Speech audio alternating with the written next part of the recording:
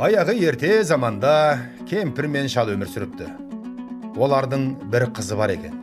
Шал балық аулап, кемпір ау жамап күндерін көріпті. Бір күні балық аулап отырған шал ағып келе жатқан бір сандықты көреді. Сандықты судан шығарып үйіне апарады.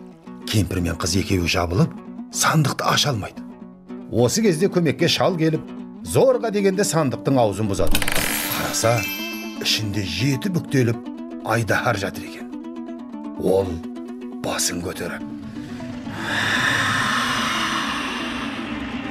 "Сен маған жақсылық жасадың. Мен бір ғасыр бойы осы сандықтың ішінде кептеліп жаттым. Сендер мені босаттыңдар. Сол замандағы бір сиқыршы маған өшігіп, айласын асырып, осы сандыққа салып, аузын мықтап құлыптап тастады. Сандықтың іші тым тар болғандықтан бар қасиеттен, күштен айырылдым. Күн көзін көрмегендіктен соқыр бола жаздадым. Енді болмағанда аштан өлер едім."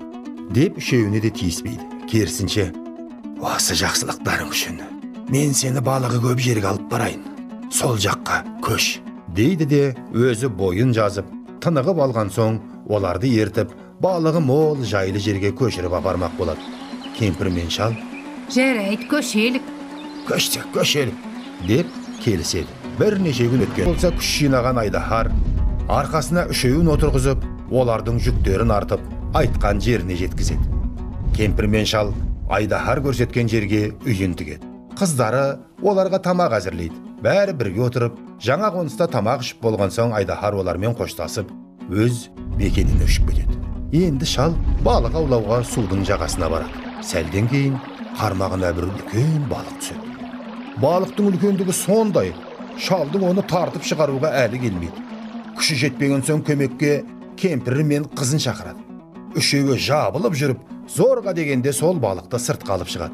Шал осылай тағы 2 балық аулапты. Енді ол осы 3 балықты алып, сол жердегі ханның үйіне барады. Хан балықтарды көріп, олардың үлкендігіне таң қалады. Шалға 3 табақ алтын беріп, ғажайып балықтарды сатып алады. Ханның сыйлығына риза болған шал үйіне оралады. Хан болса, кешке балық жегісі келіп, аспазшысына балықтың біреуін қақтатып әкелуін сұрайды. Аспазшы балықты алып тазалай бастағаны сол еді, кенет балыққа тіл бітіп: "Мені жеме, үлкен қателік жасайсың", дейді де жоқ болып кетеді. Аспазшы болған оқиғаны ханға келіп айтады. Сонан соң тағы біреуін пісіртпек болады. Ол да күл болып кетеді. Соңғы балықпен де осындай оқиға болады. Бұл неткен ғажайып деген оймен хан балықтарды әкеліп берген шалдың үйіне келіп, одан балықты қай жерден аулағанын сұрап біледі. Енді хан қылышын алып сол жерге барады. Суды жағалап келе жатып, басы бас, арты тас бір адамды кездестіреді. Хан: "Сен кім боласың? Не қылып отырған адамсың?" деп сұрайды. Басы бас, арты тас кісі: "Сұрап не қыласың? Тез арада бұл жерден кет", деп жауап береді. "Неге кетуім керек?" дейді түкке түсінбеген хан. "Бұл ұзақ оқиға, жазықсыз сен де бір пәлеге душар боларсың. Қазір әйелім келіп қалады. Кет", дейді. Хан айт деп қоймаған соң, басы бас, арты тас кісі: "Мен өзім 3 рулы елім бар. Соны билеп тұратын хан едім. Бір күні ел аралап, үйге келсем, малайларым жылап отыр. Оу, неге жылайсыңдар?" деп сұрадым. Олар: "Ойбай, сіздің бәйбішеңіз осындағы бір сиқыршы дәумен тамыр болып, сиқыр оқуын үйреніп алды. Енді сізден құтылудың амалын ойластыруда. Бір күні сізді өлтіреді ғой деп соған жылап отырмыз", дейді. "Түнде сіз ұйықтап жатқанда, байлаулы тұрған тұлпардың біреуін мініп, мына жолмен барып, мына жолмен келеді. Осы айтқандарыңды дәлелдей аласыңдар ма?" дедім. "Күнде кешке жақын кетеді, бүгін де барады", деп малайларым сөзін жалғастырды. Бұл әңгімені естіген соң, мен әйелімді түнде аңдыдым. Ол кеткен соң киініп артынша шықтым. Барсам әйелім қайтып кетіпті. Сол жерде малайларым айтқан дәуді кездестірдім. Ашумен барып, оны қылышпен салып қалып өлтірдім. Үйге қайтып келіп, орныма жаттым. Ертеңіне тұрсам, әйелім жылап отыр екен. "Неге жылайсың? Бостан босқа адам жылай ма?" дегенім сол еді. Әйелім bir tabak suda şaşıp жіберді. Осыдан кейін өзің көріп тұрған басы-бас, арты тас адамға айналдым.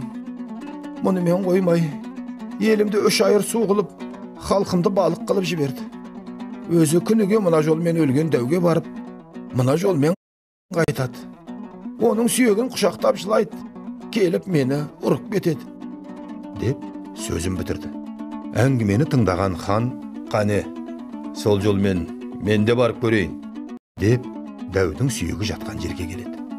Келіп қараса, расында да дәудің сүйектері жатыр екен. Енді ханның басы-бас, арты тас адамға көмектескісі келеді.